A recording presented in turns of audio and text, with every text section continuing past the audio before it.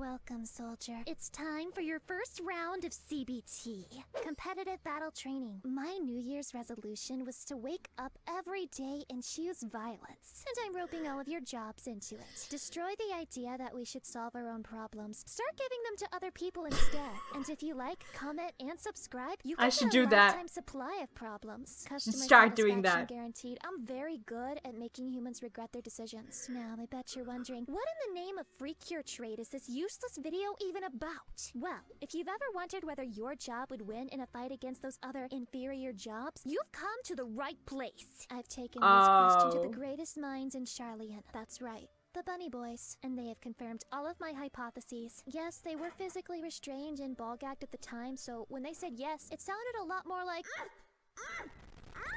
but I think this just further validates my conclusion. If anything, really takes a brilliant mind to send a Vieira man into such a state of shock. And no, this will not be a 1v1 bracket system. Reason being, do you want this video to be 3 hours long or something? Wait.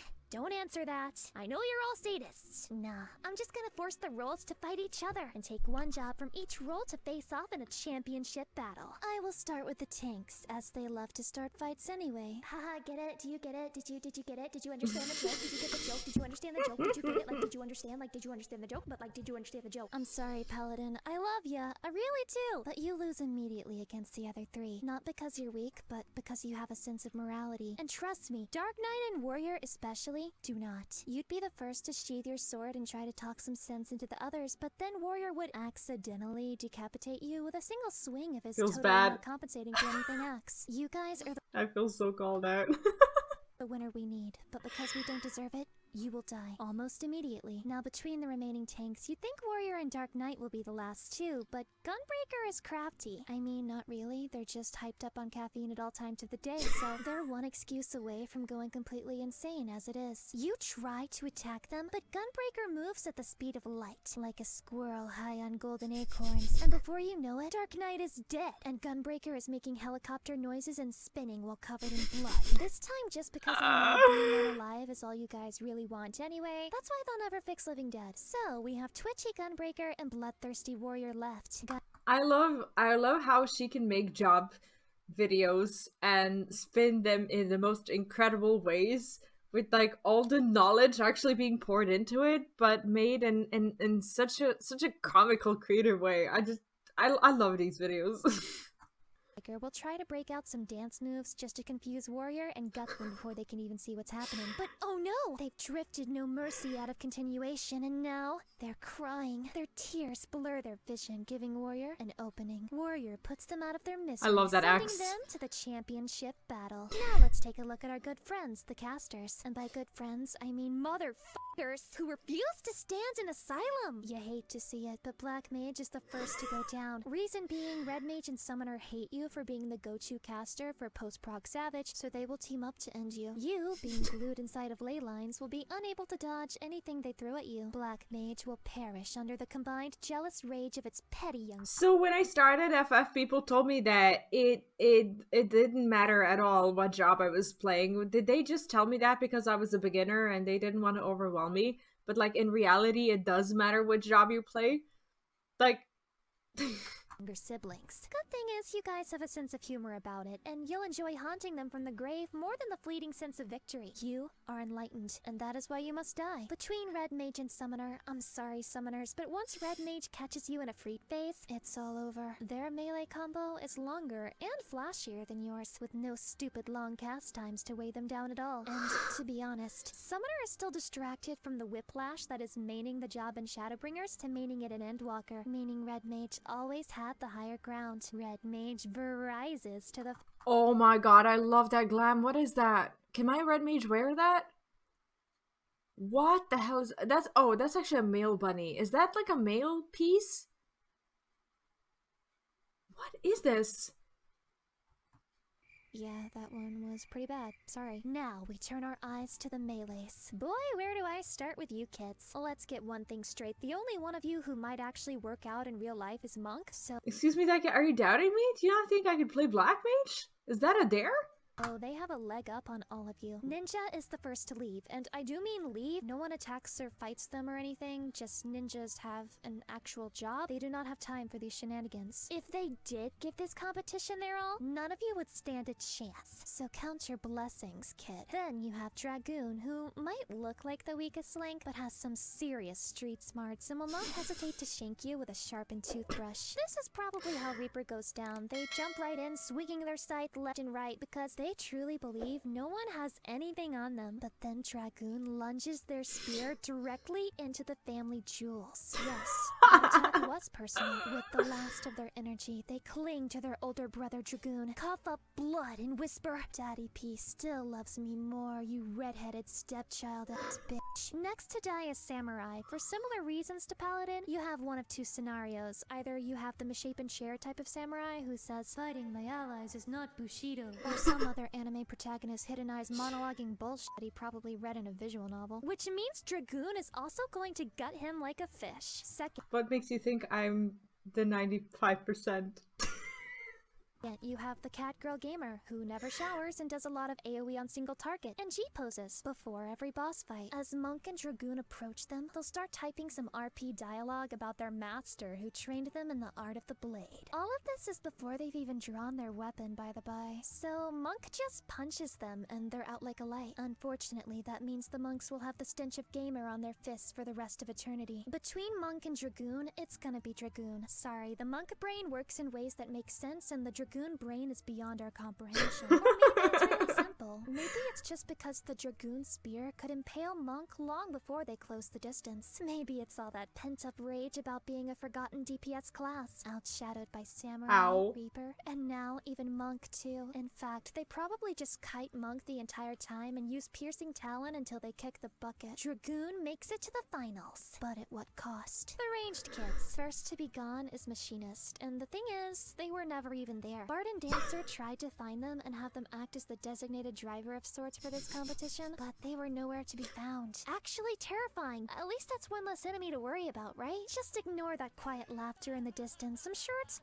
fine. Dancer and Bard are too obsessed with their own aesthetics to really fight, so they were hoping Machinist would just come in guns blazing and absolve them of the responsibility. Now that they have to battle, they have absolutely no plan going into it. They just start auto-attacking each other, and Bard gets nervous because Dancer has heals, but then they realize Dancer damage hits like a wet noodle. Then they peepo giggle and dot the Dancer to Ouch. death. It was inevitable. You may think the healers are the weakest of the bunch, but you would be wrong. These are the dogs who had to fight each other for a single crumb that fell from the DPS table. They're all seasoned veterans of backstabbing, and there's none better at being petty than Scholar. Sage doesn't even show up because Scholar poisoned their coffee in anticipation of this event. Sage can't physically function without it, so it was a guaranteed kill. Honestly, Sage probably appreciates it because now they have an excuse to sleep forever this time. And then, because all healers are two-faced and fake, they start trying to, have a reasonable discussion about who should be in the finals, but halfway through, Astrologian stops talking and willingly jumps off a cliff.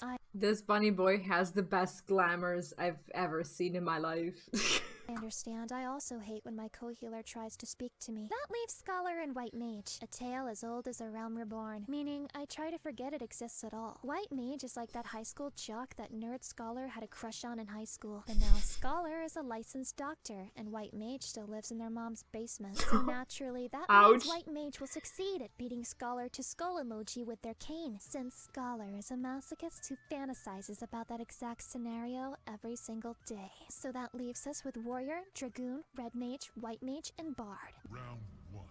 Fight! Bard has no idea how they made it here in the first place, so they start playing the harp like they're on the sinking Titanic, and Red Mage, I didn't know we were gonna have a finale. This is so cool. who is the only other job among them that has any sense of human decency, puts Bard out of their misery. Unfortunately for Red Mage, Dragoon is a merciless bloodhound that can smell weakness. So they spine-shatter dive on that caster while 3 Days Grace plays in the distance. But 2000's rock music is a trigger for warriors, and it causes them to go berserk. They fell-clave Dragoon into the parallel universe where Futa isn't a mod for all rock girls, but instead the default state of their scaly bodies. I think we all knew this is how it would end. White Mage, the healer that heals the most, versus Warrior, the tank that just does not need healing. Though they have opposite aesthetics, the mindset of the sadistic white mage and the rageful warrior is very similar, making this a true battle for the ages. Being the type of guy who acts before he thinks, Warrior uses Onslaught to gap close. I just don't like how warrior axes are so prone to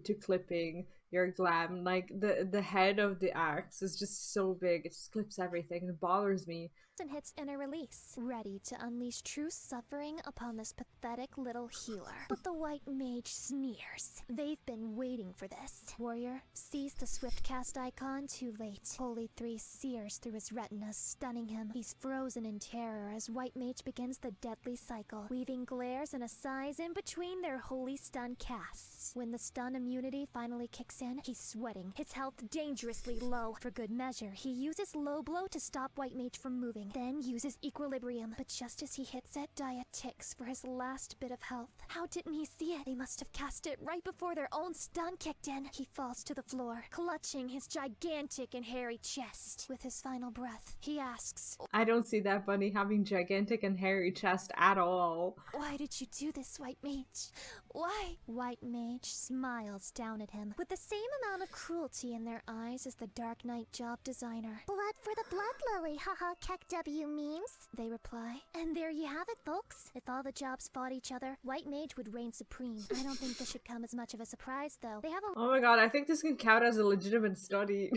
lot of pent-up rage that only murder can cure. If I were you, I'd be thinking, wow, I can't believe I sat through this entire worthless video. Hey, I don't blame you. I can't believe I even made it. On the off chance that you like this type of uber cringe content, let me know so I can make more like it. With that I'm in it for the ending song. said, remember to like, comment, and subscribe. Oh, shit! Machinist! No! Wait, this is against the rules of the competition! Machinist supremacist. Been here since the Genesis. Never counting 2.0 cause that shit is irrelevant. My victory is imminent. My aura always prevalent. The 3.0 gunslinging kit, so yeah, you know I'm heaven sent. Optimized to hell with it. Rotation simple like your bitch. I took her back inside my crib and gave that coochie direct hits. Then ghost that chick and give that slip. I guess it's time for me to dip. She'll never want you back, unit, cause I know how to find her armpit. Because I'm not gonna say that other word. Oh god. Goodbye. I'm so addicted to her videos. Jeez. They're too good. Oh, I love that.